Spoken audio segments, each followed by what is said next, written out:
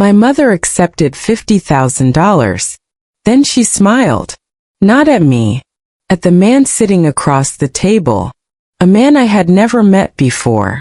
A man old enough to be her husband. And then she said something that completely destroyed my world. Congratulations, Emily. You're getting married. The room went silent. My heart stopped beating. For a moment I genuinely thought she was joking. She had to be. Because mothers don't sell their daughters. At least, that's what I believed. But the thick envelope full of cash sitting on the table told a very different story. And deep down, I already knew something was terribly wrong. What I didn't know was that this dinner would expose years of lies, hidden debts, secret agreements, and a betrayal so shocking that it would eventually destroy my entire family. But before I tell you what happened that night, you need to understand who my mother was. Or at least, who I thought she was. My name is Emily. I'm 27 years old. And for most of my life my mother was my hero. When I was 16, my father died unexpectedly from a heart attack. One minute he was laughing at dinner. The next minute he was gone. Just like that. No warning. No goodbye. No second chance. His death destroyed us. Emotionally. Financially. In every possible way. The bills piled up almost immediately. Mortgage payments fell behind. Credit card debt exploded. Collection agencies started calling. And every night I could hear my mother crying through the bedroom wall. I remember lying awake, listening, feeling helpless, feeling scared, promising myself that one day I would fix everything. And honestly, I spent the next 10 years trying. While my friends enjoyed high school parties, I worked weekends. While they traveled during college, I worked evenings. While they built memories, I paid bills. Every dollar I earned went toward helping my mother. And I never complained. Because family mattered. At least that's what she taught me. Family sacrifices for each other. Family protects each other. Family stays together. Those words became my entire identity. I trusted them. I believed them. And eventually, they became the reason I almost lost everything. A few years later, life finally started improving. I graduated college, found a decent job, moved into a small apartment. Nothing fancy, but it was mine. For the first time since Dad died, I felt hopeful. Maybe things were finally getting better. Maybe all those sacrifices had been worth it. Then came the phone call, the one that changed everything. I was finishing work when my phone started ringing. Mom. I smiled. She usually called around that time. Probably needed help with something. I answered. Hey, Mom. Her voice sounded strangely excited. Emily, I need you to come home tonight. I frowned. Why? I have wonderful news. Wonderful news? That was unusual. My mother wasn't exactly an optimistic person. What kind of news? She laughed. The sound felt strange, forced, almost nervous. You'll see when you get here. Something about her tone made me uncomfortable, but I couldn't explain why. So I agreed. And 2 hours later, I pulled into the driveway of my childhood home. The moment I stepped inside, something felt wrong. Very wrong. The dining room looked completely different. Fresh flowers covered the table. Expensive candles burned in every corner. Crystal glasses reflected the light. There was even a bottle of wine that probably cost more than my weekly grocery budget. I stopped walking, confused. My mother couldn't afford any of this.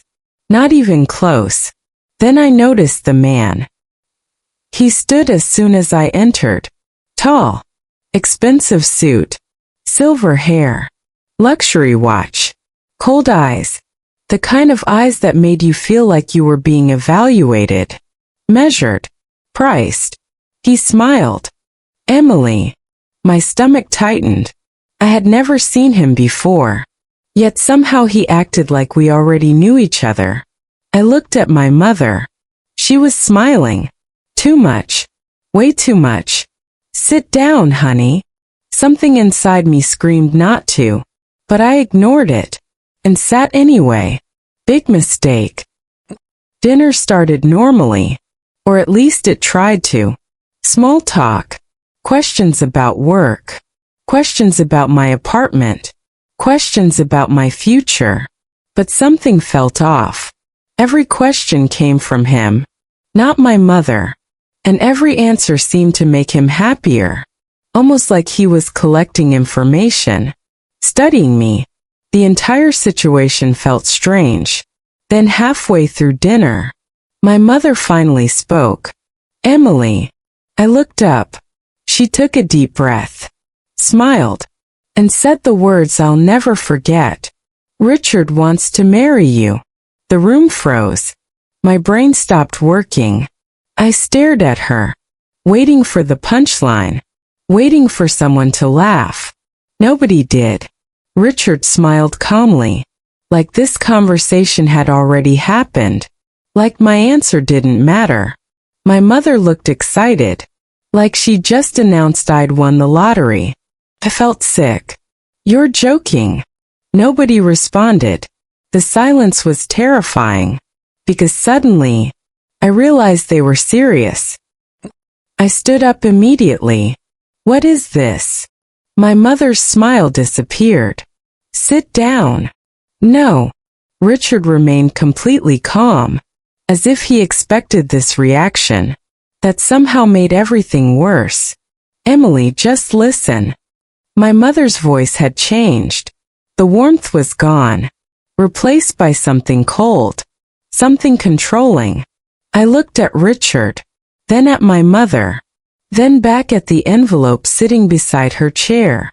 The thick envelope, the one I hadn't paid much attention to before.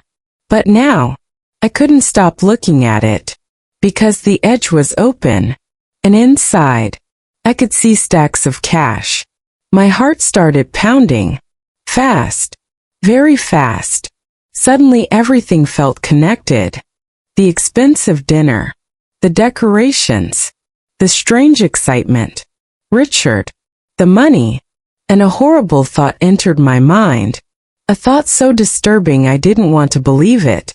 But deep down, I already knew. My mother wasn't introducing me to a future husband. She was negotiating a deal. And somehow, I was part of it. That night I left without finishing dinner. Without saying goodbye, without looking back. The entire drive home felt unreal, like a nightmare. Surely there had to be another explanation.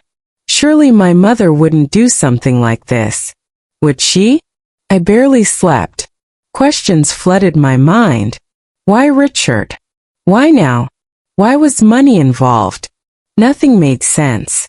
Until 3 days later. Because 3 days later, I discovered something hidden inside my mother's office. Something she never wanted me to see. A collection of documents that would expose the truth behind the dinner. The debts. The lies. The secret agreement. And when I finally opened the last folder, my hands started shaking. Because written across the top page were 2 names. My mother's. And Richard's. Signed 6 weeks before I ever met him, which meant one thing. The deal had already been made, and I had never been given a choice. For 3 days, I tried convincing myself I was overreacting. Maybe Richard was just a family friend. Maybe the money had nothing to do with me. Maybe my mother had a reasonable explanation. Maybe. But deep down, I knew the truth. Something wasn't right. And the more I thought about that dinner, the worse it felt. The way Richard looked at me. The way my mother kept smiling. The envelope full of cash. None of it made sense. Until Saturday afternoon. That's when everything changed. My mother called around noon. I'm going shopping. Okay. I'll be gone most of the day. All right. Can you stop by the house later and feed Max? Max was her golden retriever. I agreed immediately. Simple favor. Nothing unusual. At least, that's what I thought. For hours later I parked outside her house. The neighborhood looked quiet, peaceful, normal. But as I unlocked the front door, I had no idea I was about to discover the biggest secret of my life. After feeding Max, I found myself standing outside my mother's office. The door was slightly open. I stared at it. Something inside me felt wrong, like my instincts were screaming, "Turn around. Leave. Go home." But curiosity won. Slowly, I walked inside. The room smelled like old paper and coffee. Everything looked ordinary. Bookshelves, desks, family photographs. Nothing suspicious. Nothing unusual. Yet I couldn't shake the feeling that answers were hidden somewhere inside. Then I remembered the envelope, the cash, the dinner, Richard, and suddenly I knew exactly where to look. The desk contained 3 drawers. The first held office supplies. The second contained bills. The third was locked. My heartbeat instantly doubled. Why would she lock a drawer inside her own house? I searched the room. 5 minutes later, I found the key, hidden behind a framed picture of my father. The moment I saw it, my stomach dropped, because my mother never hid anything from me. At least, not before now. The drawer opened. Inside sat several folders, neatly organized, carefully labeled. At first I thought they were ordinary financial documents. Then I opened the first folder, and my blood ran cold. Debt notices, collection letters, loan defaults, final warnings, page after page after page. I couldn't believe what I was seeing. The numbers looked impossible. 50,000, 70,000, 90,000, hundreds of thousands of dollars. I sat down immediately. My legs felt weak.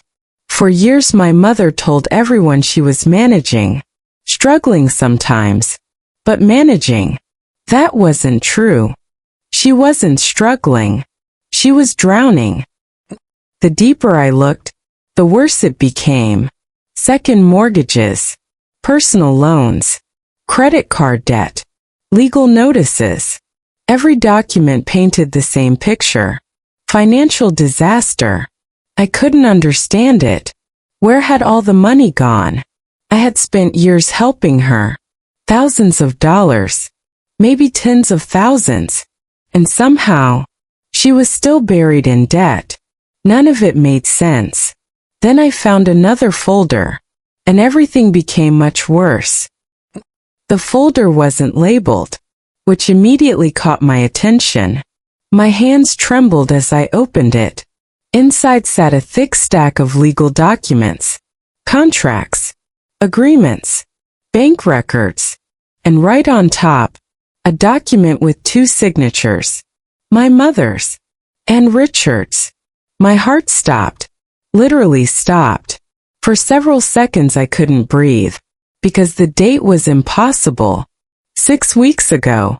6 entire weeks before that dinner. 6 weeks before I even met him. Which meant one thing.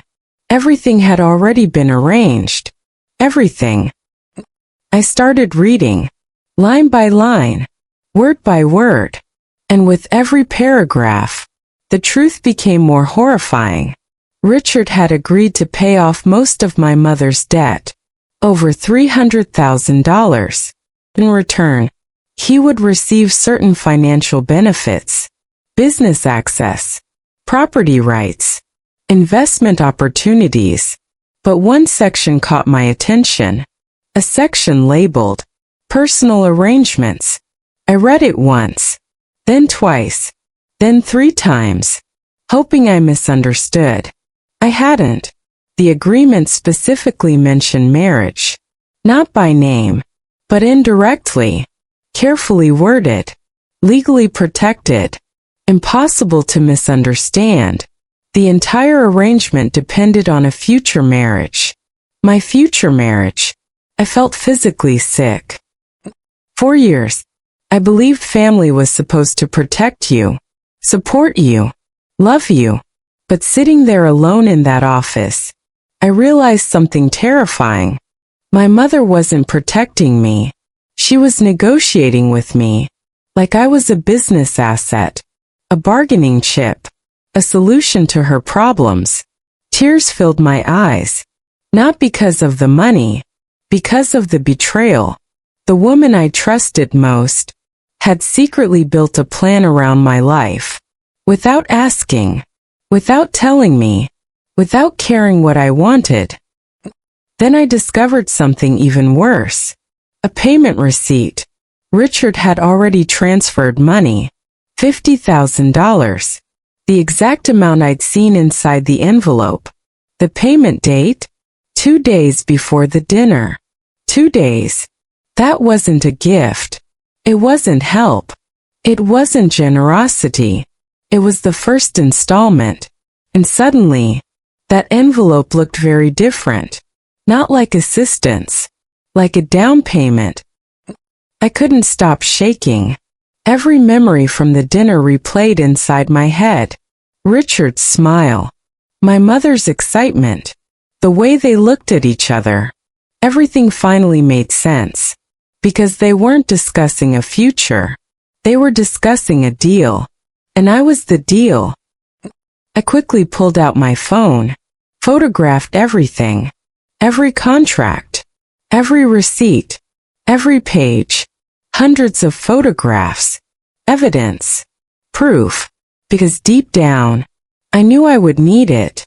Then I carefully returned everything exactly where I'd found it. Every folder. Every paper. Every detail. Because I wasn't ready to confront her. Not yet.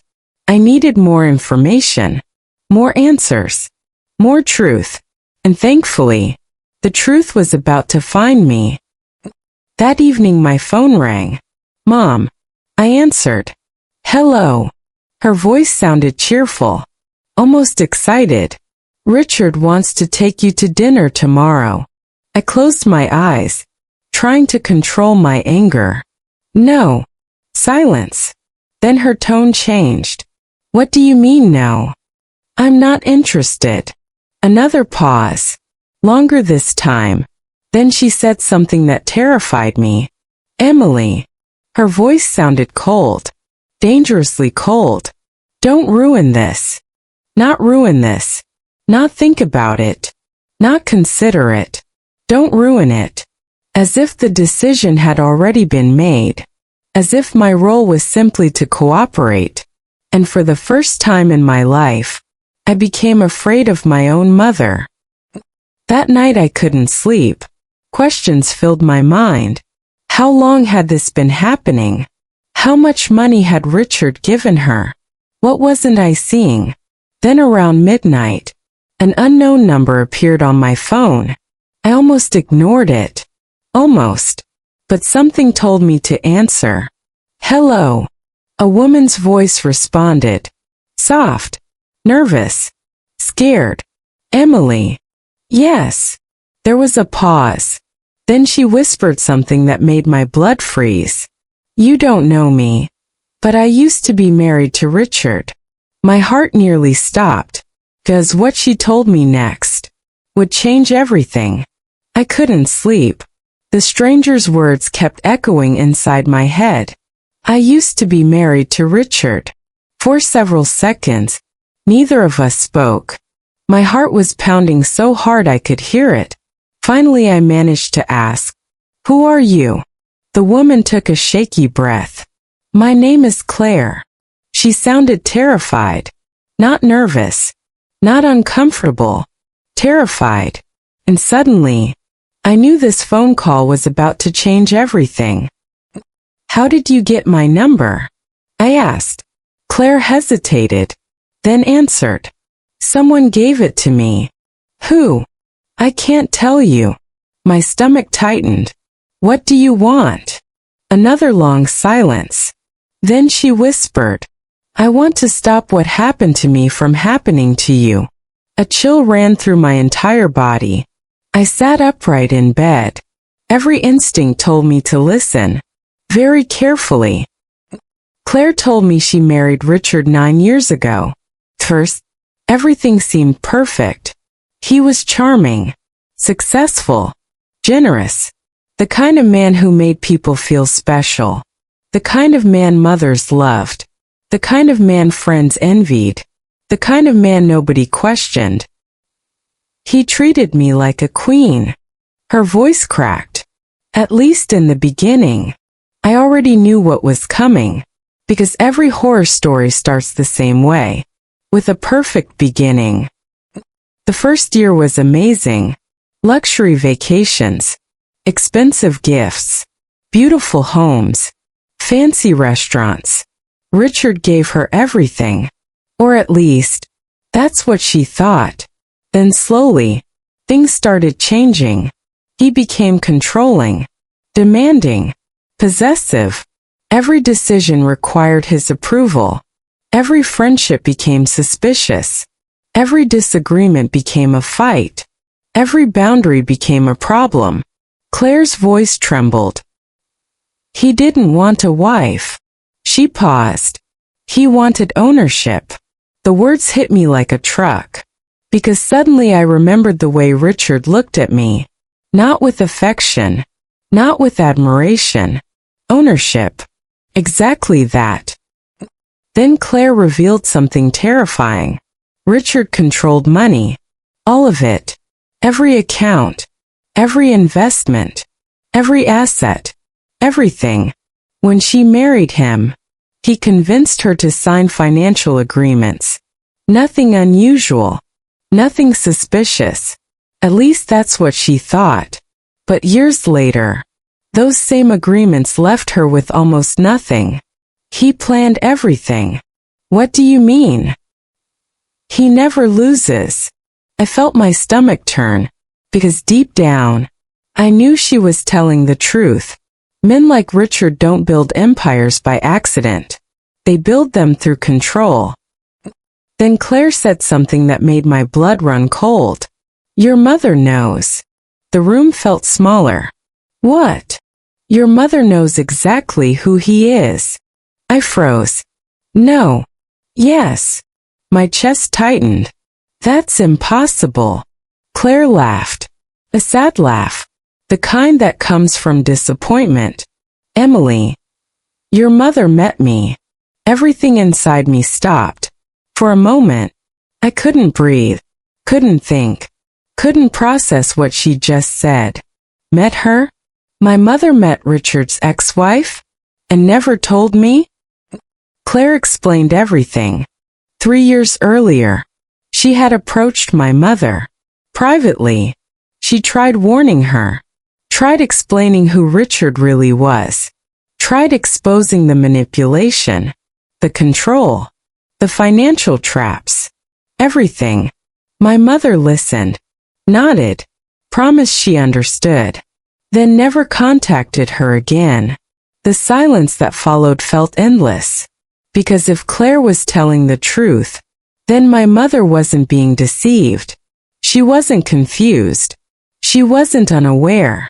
She knew. And she still pushed me toward him. Tears filled my eyes. Not because of Richard. Because of her. My mother. The one person I thought would protect me. The one person who was supposed to choose me. And somehow, money had become more important. I ended the call shortly after midnight. But before hanging up, Claire said one final thing. A warning. A warning that haunted me for days. Richard doesn't walk away from investments. What does that mean? Silence. Then she answered. It means if he wants something. Her voice dropped. He gets it. The next morning, I received flowers. Dozens of roses. Delivered directly to my office. A card rested on top. My coworkers smiled. They thought it was romantic. I knew better. The card contained only 4 words. Dinner tomorrow. Be ready. Asterisk asterisk. No question mark. No invitation. No choice. My hand started shaking. Because suddenly Claire's warning felt real. Very real. That evening, I drove directly to my mother's house. For the first time in my life, I wasn't sad. I wasn't confused. I was angry. Years of trust. Years of sacrifice. Years of loyalty. And somehow it had led here. To this nightmare. I walked through the front door.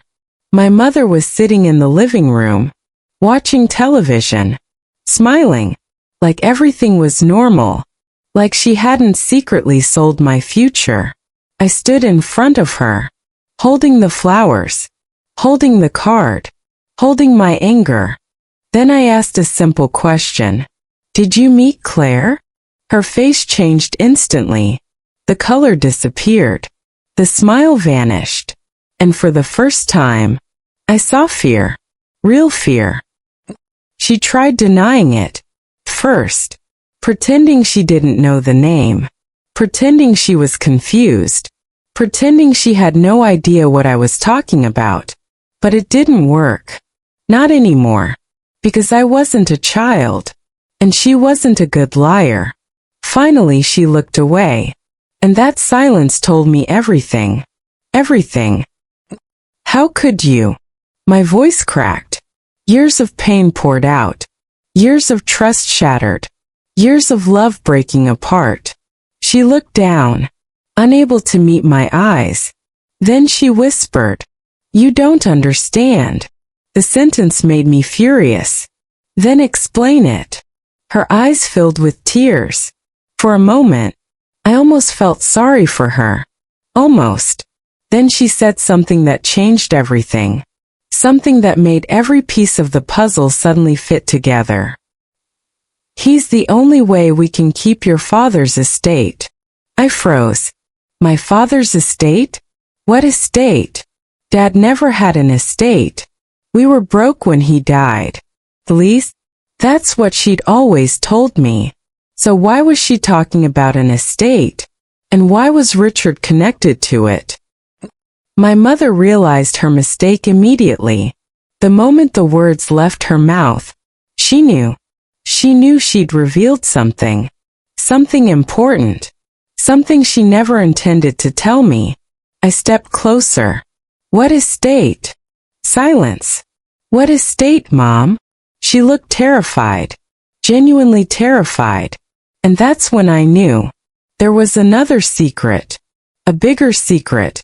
One she'd been hiding for years. A secret connected to my father. A secret connected to Richard. And somehow, a secret connected to me. But I had no idea that the truth hidden inside my father's old records was worth millions of dollars. And that people were willing to destroy lives to keep it hidden. I couldn't stop thinking about what my mother had said. He's the only way we can keep your father's estate. The words repeated inside my head for days. My father's estate. What estate?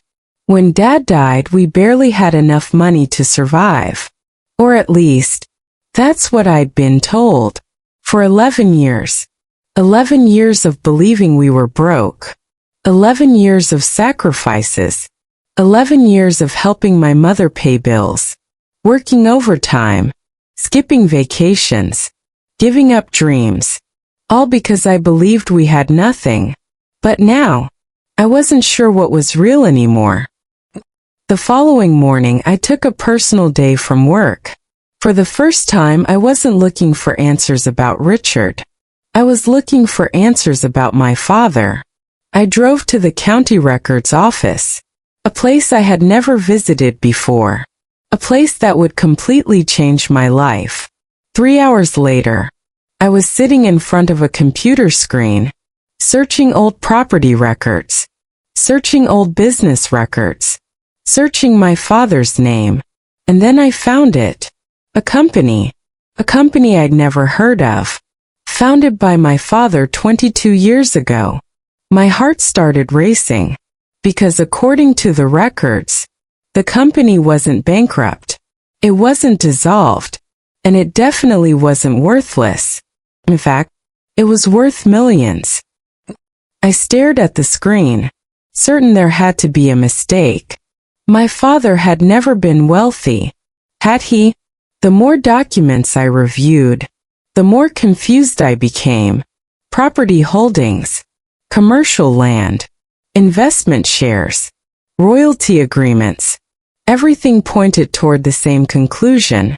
My father wasn't broke when he died. Not even close. Someone had lied, and I already knew who. That evening I drove directly to my mother's house. I didn't call first. I didn't warn her. I simply walked inside. She was sitting in the kitchen drinking coffee. The moment she saw my face, she knew. Immediately, the color drained from her cheeks. What happened?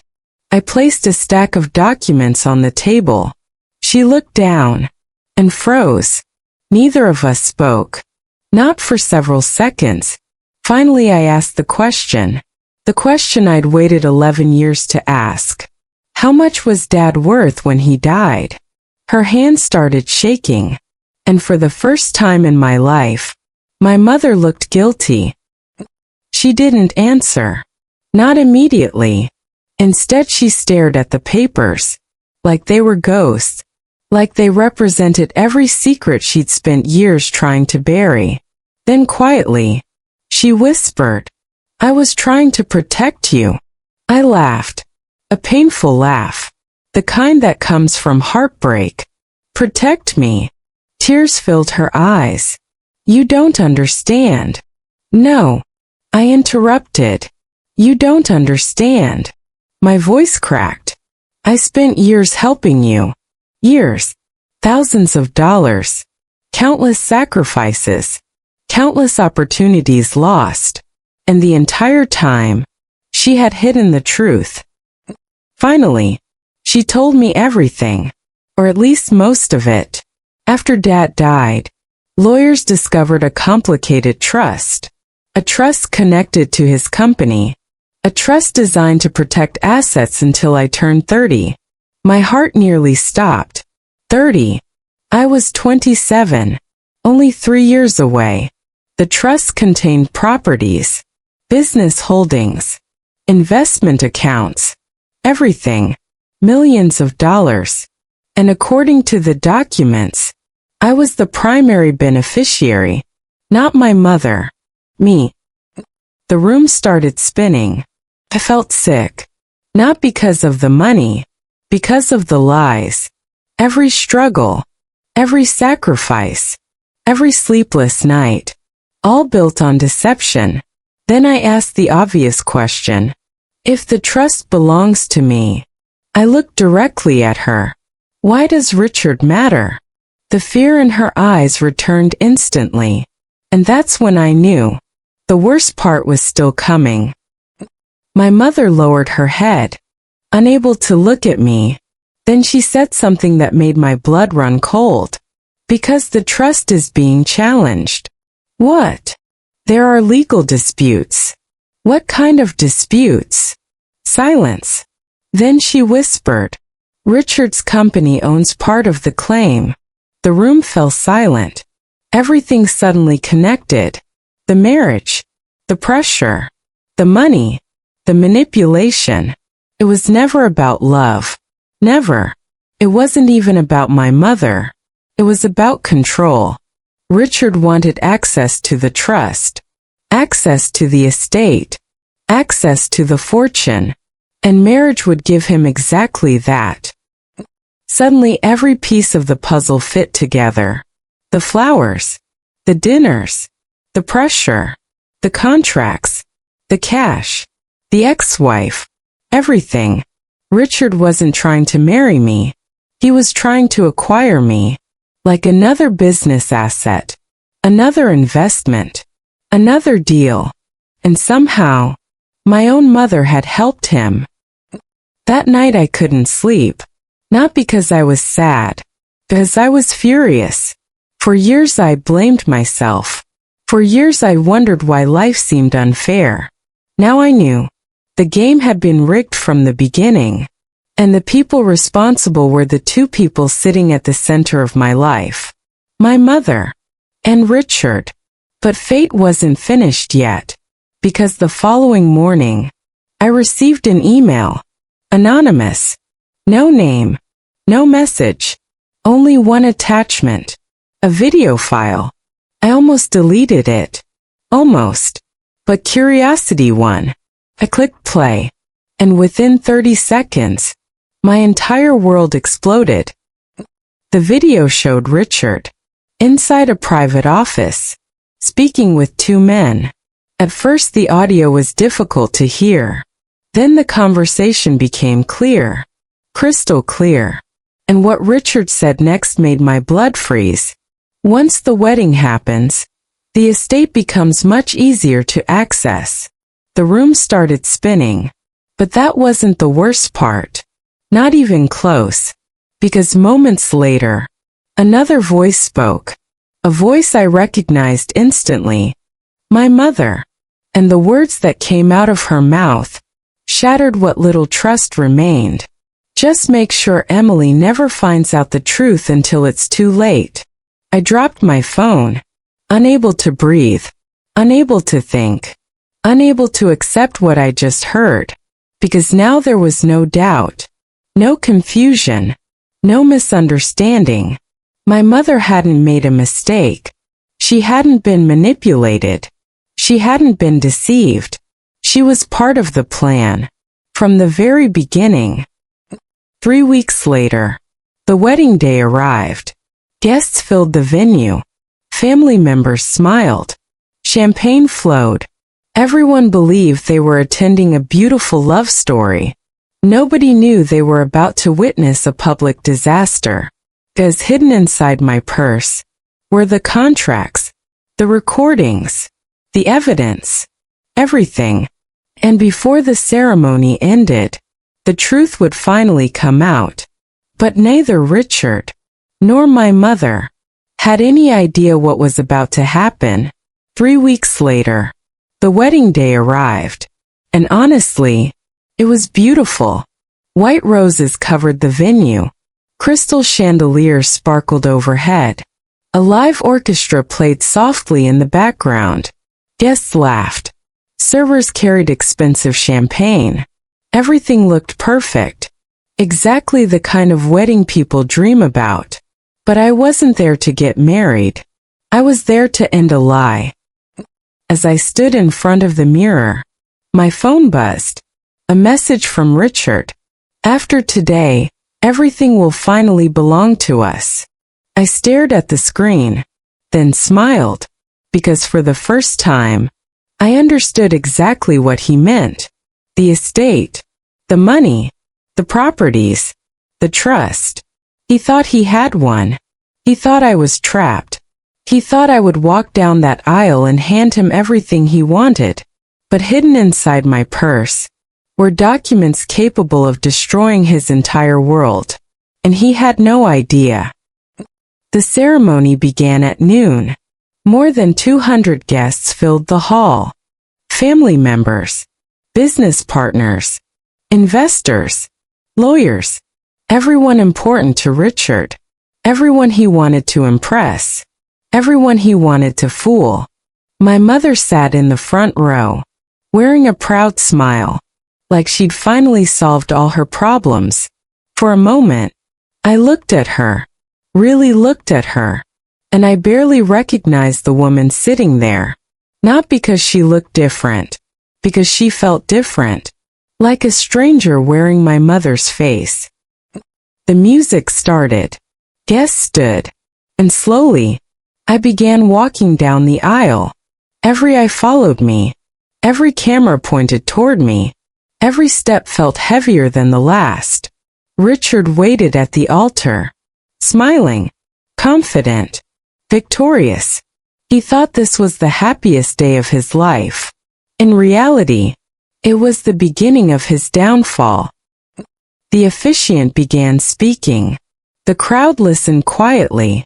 Everything unfolded exactly as planned. At least, their plan. Then came the moment everyone was waiting for. "Do you take Richard?" The officiant smiled. I raised my hand. "Stop." The entire room froze. Confused whispers spread instantly. The officiant blinked. "What?" I looked directly at him. "I need a few minutes." Richard's smile disappeared. My mother's face turned pale. Because suddenly, they knew something was wrong. Very wrong. I reached into my purse, pulled out a small flash drive, and walked toward the giant presentation screen positioned beside the stage. Richard stood up immediately. "Emily." His voice sounded nervous. I ignored him. The screen flickered, then illuminated. The first image appeared. A copy of the contract between Richard and my mother. Gasps echoed throughout the venue. Confused murmurs followed. Richard's face turned white. My mother's hands started shaking. And we were only getting started. The second document appeared. Bank transfer records. $50,000. Sent directly to my mother. More whispers. More confusion. More shock. People began turning toward Richard. Looking for answers. Looking for explanations. He had none. Because facts don't disappear simply because they're inconvenient. Then I played the recording. The room became silent. Painfully silent. Everyone listened. Richard's voice filled the speakers. Once the wedding happens, the estate becomes much easier to access. The audience gasped. Several people stood. Others covered their mouths. Then came the second voice. My mother's voice. The voice I'd spent my entire life trusting. Just make sure Emily never finds out the truth until it's too late. The silence afterward felt endless. Like the entire building had stopped breathing. My mother started crying immediately. Richard looked furious. Absolutely furious. He stormed toward me. "Turn it off." I didn't move. "Emily." His voice grew louder. "Turn it off." I smiled. "No." For the first time. He looked afraid. The next video appeared. Footage from Richard's office. More conversations. More schemes. More plans. Every lie. Every manipulation. Every hidden motive. Exposed. Publicly. Irrefutably. The mask he'd spent years building finally shattered. And everyone saw what was underneath. Then something unexpected happened. A man stood from the audience. One of Richard's investors. I knew it. The room turned toward him. His expression was furious. I knew something wasn't right. Another person stood. Then another. Then another. Former associates.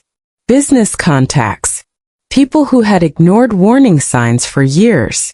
Suddenly, nobody was defending him anymore. Richard realized it too. His empire wasn't collapsing because of me. It was collapsing because the truth had finally reached it. And truth is very difficult to outrun. Then came the final blow. I revealed the trust documents. The estate documents. The legal records proving I was the sole beneficiary. The room erupted. Because now everyone understood. This wasn't a love story. This wasn't a wedding. This was an acquisition. Richard had tried to marry millions of dollars. And my mother had helped him do it. The ceremony ended immediately. Guests started leaving. Investors walked away. Business partners disappeared. Lawyers made phone calls. Reporters began asking questions. Within hours, the entire situation exploded online. And within days, investigations began. The financial records attracted attention. Then the contracts attracted attention. Then former victims started speaking. One story became 2. 2 became 5. 5 became 20. Like dominoes. Every secret exposed another secret. Every lie exposed another lie. And eventually, the entire structure collapsed. 6 months later, Richard's companies began failing. Investors withdrew. Partners left. Properties were sold. Lawsuits appeared. Then came bankruptcy. The man who believed money could buy anything lost almost everything. My mother lost far less financially, but emotionally, she lost everything, because she lost the one thing money could never replace: trust. For months she tried contacting me. Letters, messages, phone calls, voicemails, apologies, promises, excuses. But some wounds take longer to heal than others. A year later, I finally agreed to meet her. We sat together in a quiet coffee shop. The same woman who once controlled every decision in my life now looked broken, older, sadder, smaller. For several minutes neither of us spoke. Then tears filled her eyes, and she whispered, "I thought I was saving us." I looked at her, really looked at her, and for the first time, I believed she meant it. Not because she was innocent, not because she was right, but because fear had blinded her. Fear of debt, fear of losing everything, fear of starting over. Fear makes people do terrible things, sometimes unforgivable things. When we finally stood to leave, she asked one question, a question that broke my heart. "Will you ever forgive me?"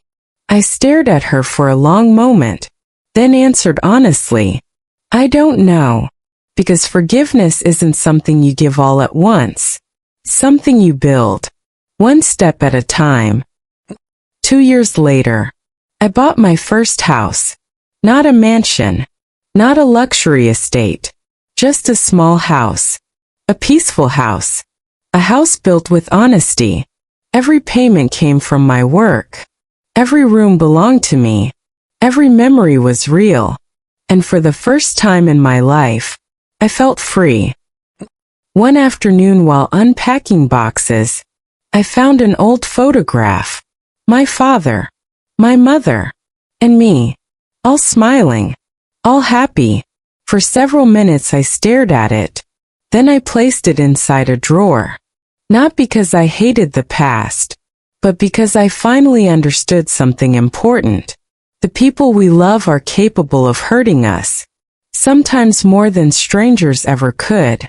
But their betrayal does not define our future. Our response does. And the moment I stopped letting other people decide my worth was the moment my life truly began. Moral: never allow anyone to put a price on your dignity, not even family. Love without respect becomes control, and sacrifice without boundaries becomes exploitation. The people who truly love you will never ask you to trade your future for their comfort. Sometimes the bravest thing you can do is walk away from those who only value what you can give them and start building a life that belongs to you. ****